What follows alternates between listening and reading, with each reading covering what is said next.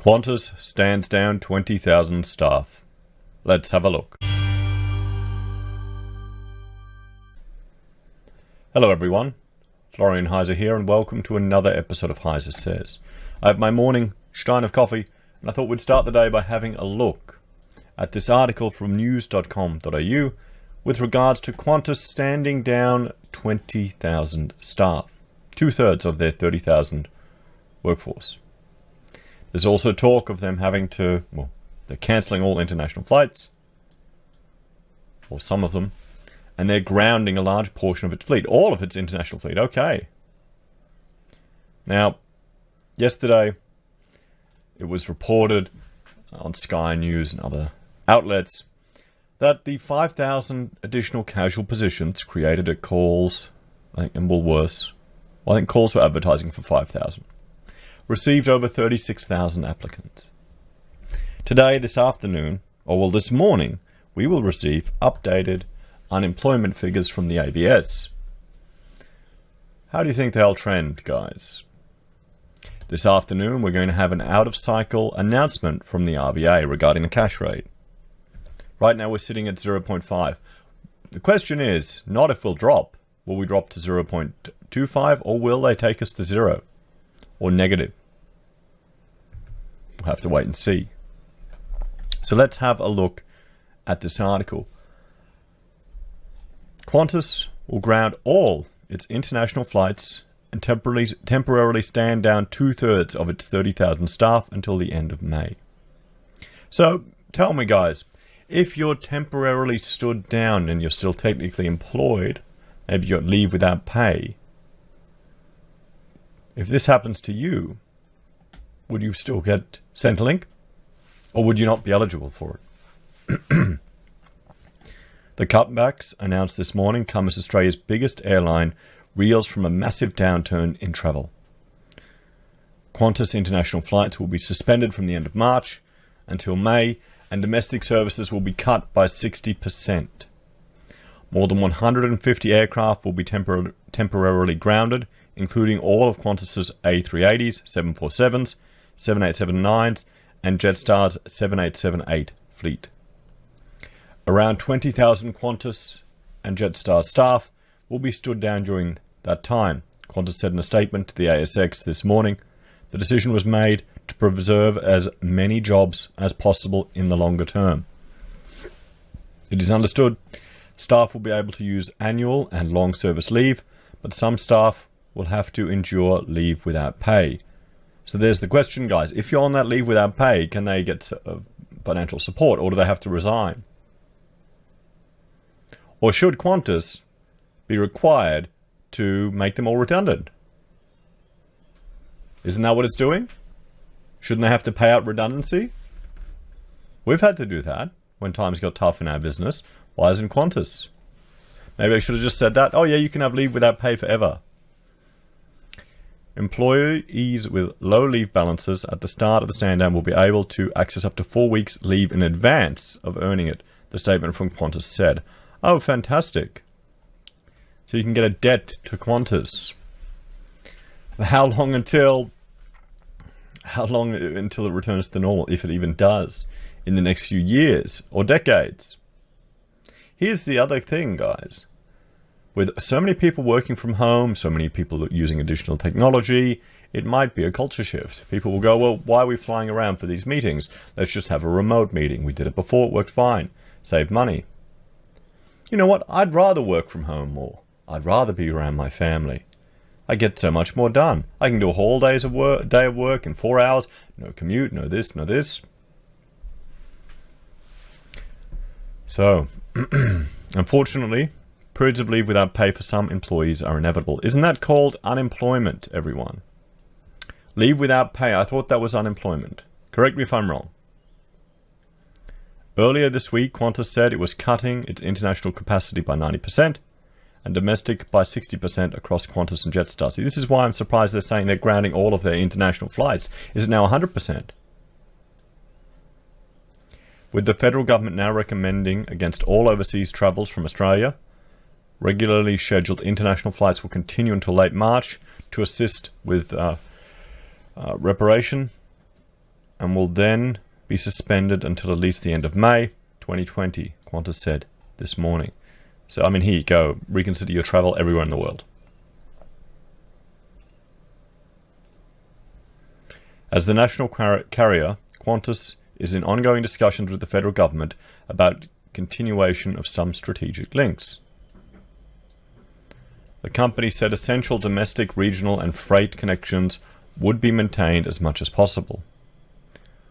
Qantas's cut comes one day after Virgin Australia said it was suspending its international service due to the illness. And here's the question. Here's the call for, government lifeline. Or the government is giving one. So is every citizen going to receive shares in Qantas, at a discounted rate? Yesterday, the federal government announced a $715 million lifeline to help Australia's ailing airlines through the illness pandemic. A range of government charges will be refunded and waived to help airlines under immense pressure as domestic and global travel plummets are. So it's government just not taking as much from them or giving them back the money they took off the businesses.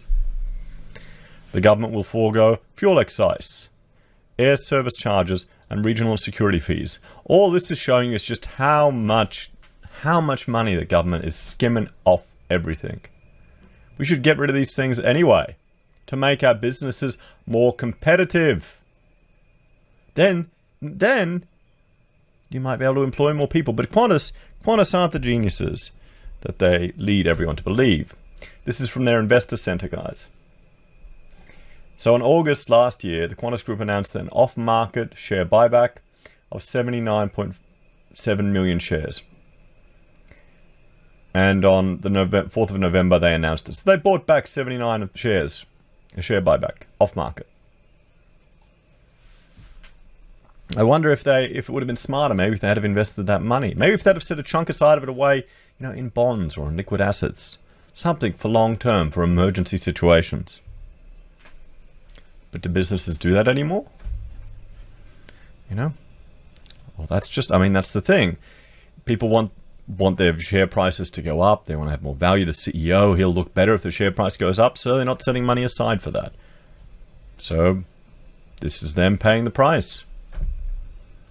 The move is expected to create an upfront benefit of $157 million, with the government refunding charges paid since the February 1. So can all of the citizens, can I get my GST refunded for the last 6 months, last year? Can we get that? All small businesses. That'd be great. Let's do that. I vote for that. Let me know what you think about that idea in the comments, guys. Would you prefer that as a stimulus? Or the tradies? Getting all your GST paid back. Wouldn't that be great? Australia's airlines have been rocked by the illness, with massive cuts to services as the economic shock ripples through the industry. It's rippling through the whole country. 20,000 people, guys. We'll have to see what these unemployment figures are going to be like today. We really will. And I shared a post on the community tab yesterday. A viewer sent me a job he'd applied for up in northern Brisbane, up in Caboolture there. Over 1,000 people went for a petrol station attendant job.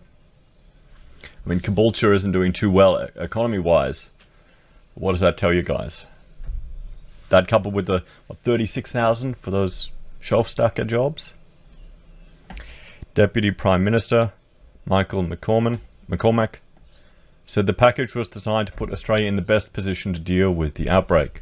Our airlines run on tight budgets at the best of times, and these past few weeks have been particularly tough, he said on Wednesday. See, I know people are outraged that they're getting, a handout, but giving them back fuel excise money that they've paid, I don't feel too bad about that, to be honest.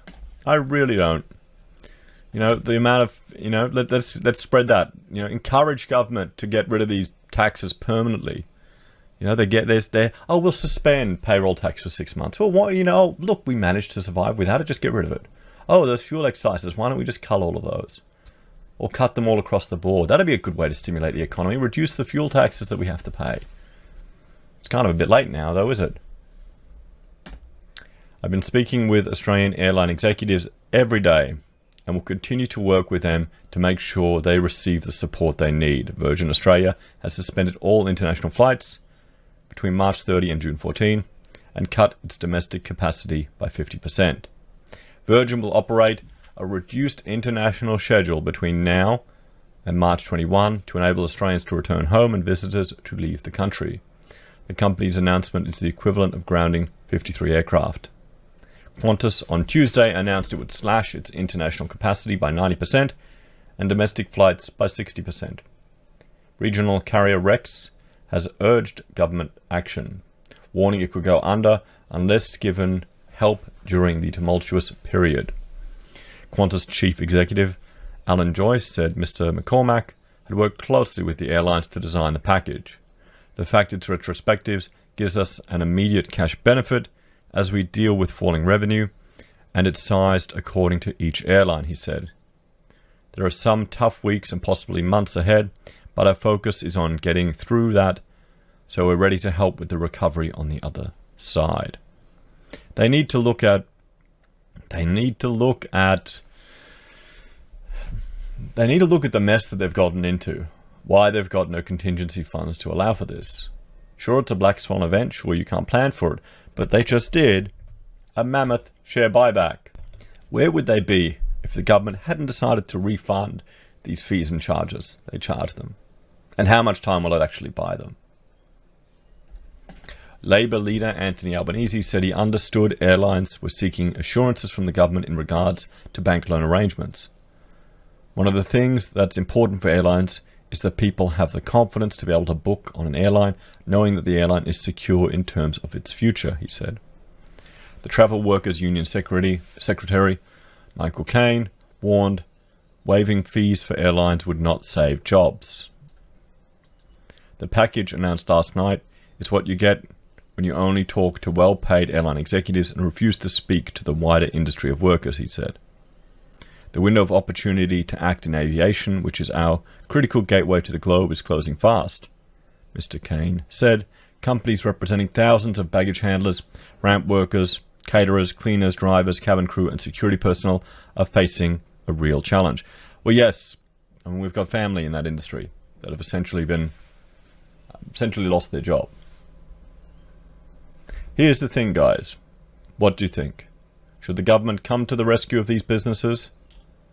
Or should it let them falter and new businesses rise? Maybe. We need some creative destruction in business. Maybe this is the way that Alan can learn. Maybe he can learn from this, that perhaps, buying $79.7 million of your dollars worth of your, 79 million shares back, wasting that capital straight away instead of holding on to it, instead of investing in a contingency fund. So now you have to go running to the government, begging for money. Maybe he'll learn from that. At least, I like the way the government's doing it, though. Perhaps this can plant the seed in people's minds that the government charges so bloody much in taxes and is skimming so much everywhere. That's the positive takeaway I have from this. I'm clutching at straws here, guys. I'm clutching at straws because I really don't like the idea of the government, bailing out failing businesses. And I really don't like Joycey. I don't like him at all. Let me know your thoughts and opinions in the comments below, guys. Do you think we should rush in to save these airlines? Or do you think it's time for a refresh? Take care, everyone. Like, share, and subscribe to the channel. If you're a fan and you want to support us, there are a few ways you can. You can join the channel here on YouTube or on Patreon for a small monthly fee. You can use our affiliate links at Amazon or eBay for your consumer purchases. Perfect for when you're staying at home. You can also use our affiliate links for Kucoin or Independent Reserve for the crypto traders out there. We have merch that you can get from the HeiseSays website, pocket squares, find them in the merch link below, or coffee mugs we're making from Teespring.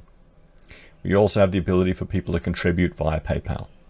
Thank you all very much, guys. Have a great day, and I'll see you next time. Bye for now.